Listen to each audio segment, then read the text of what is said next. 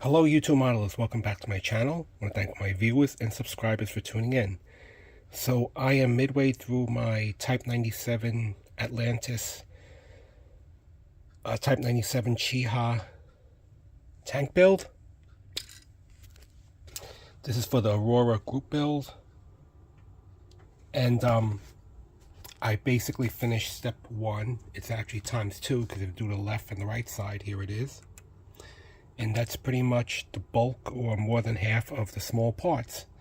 The wheels, road wheels, are two-sided, so it's basically 2 round parts per wheel, right? You have the inside and the outside.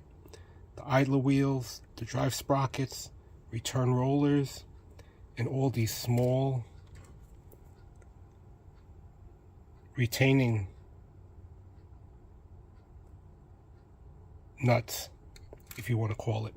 My only complaint is if you don't mind having the wheels glued solid so they don't roll, that's fine, but I like mine to function, like to turn.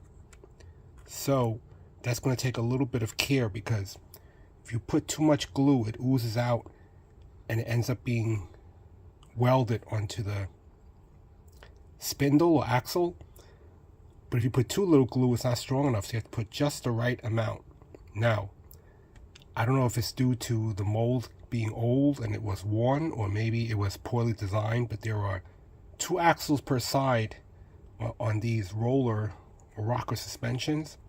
I actually had to build up the styrene because it was either the same depth or width as the wheel, and the axle usage should be a little bit longer so that you can glue this nut on the end to allow it to spin. So if the stem or the axle is the same height, it's impossible to glue it on to allow it to spin. So the spindle or axle should be just a little bit higher than the wheel when you place the wheel down. So that's what I had to do. I had to build it up with a little bit of styrene. So that's pretty much it. But Tamiya polycaps are just so much easier. But this is how they did it back then. So you know, you're gonna have to improvise. So these parts are very small. As is, I already lost one, so it's late at night. So tomorrow, look how small that is. So tomorrow morning, I'm gonna have to get down on my hands and knees and look on the floor, because it fell down the floor somewhere. That's why, if you notice, I didn't do the 2 return rollers, because I only have 1. There should be 1 more left. So that's the only thing. But basically, from here, it should be much easier. This is the only hard part, is the first step with all those wheels and small parts and all these small hubcaps. So next should be the large pieces, you know, the assembling the side of the hull, so it should be better. Alright, so all the assembly on this Chiha has been complete. Now just comes the spray painting. The only thing is, aside from the axles being too short, they should actually be a little bit longer. There were a couple of hubs that keep coming off, so I had to use a paper clip and pin them. As you can tell, this one was scratch built because it fell off and I couldn't find it. So it kind of looks the same like that, right? This one as well. This one is scratch built. That one is the stock version because it came off. Thankfully, it's a smooth hub and not one of these with the 4 bolts on them. But now they all roll smoothly.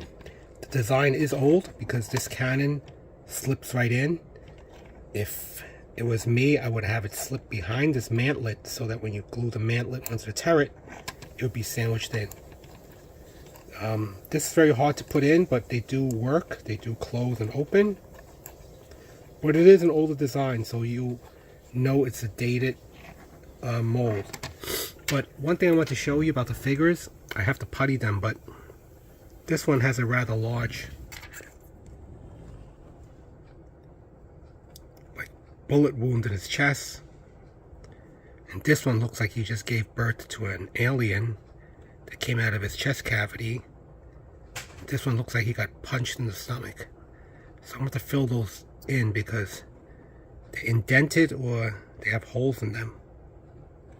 But this one is the best. The one where it looks like an alien came out of his stomach. The gun got a little bent, so I had to straighten that out. And the bayonet came off on this one, because when it protrudes like that, they crack off very easily when you move the part trees around. So good thing the bayonet was still in the box. I glued it back. So from here, it's going to be puttying the figures and then spray painting this green or olive. Here we are at the final reveal of the Atlantis Japanese medium tank Type 97 Chiha. Wanted to thank Mark from Montana and Kyle over at RKD for hosting the Aurora group build. It was fun and it was great to build this nostalgic kit, and it did bring back memories and modeling and just the visceral feel of building something molded in the 70s. So here is the kit. So overall it was fun, but of course compared to a Tamiya, which is more modern, it had some challenges which I outlined, such as if you wanted the road wheels to roll and the rocker arms to roll, you have to do a little bit extra work. But if you're just going to glue it, then it's not too bad. I'm glad it came with figures, but the figures are possibly average when they came out, but for now it is not so greatly detailed. It's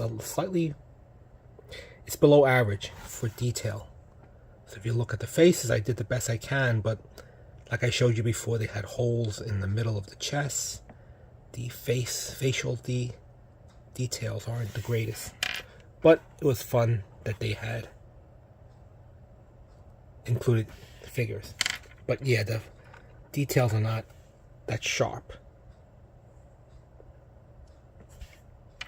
And of course the commander figure. But I did a little bit of weathering, a little black panel accent. Did some pitting with some flat aluminum. The rusty mufflers. But overall, fun build. I mean, it's a typical kit I would get from Ollie's. You know, it's not on my list, but at that price, I don't mind building. For $12.99, it's not a bad kit. It will give you a nostalgic feel of an Aurora kit molded in the 70s. But I probably would not pay full price, which is what, $20 for this kit, because for at that price I can get a larger 135 scale entry-level Tamiya kit. But it was fun to put together. So painted everything green, and the tracks, though, they wanted you to use rubber cement. I used my trick with the soldering gun to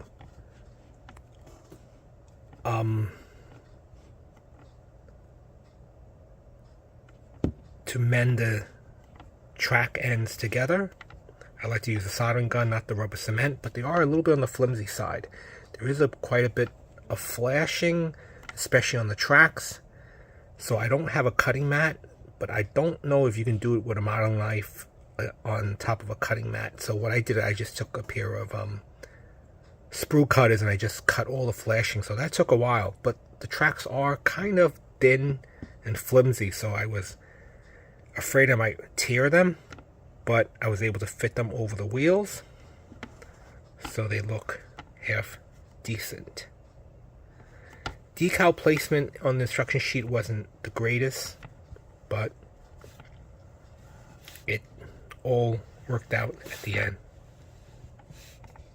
So if you want a kit, small scale, 148, manageable, at $12.99 from Ollie's, this is not a bad kit, but it will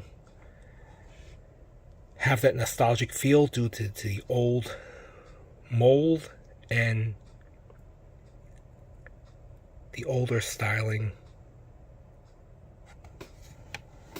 when you build this kit. But overall, still had fun. So thanks again, Mark and Kyle, for hosting the Aurora group build. I had fun.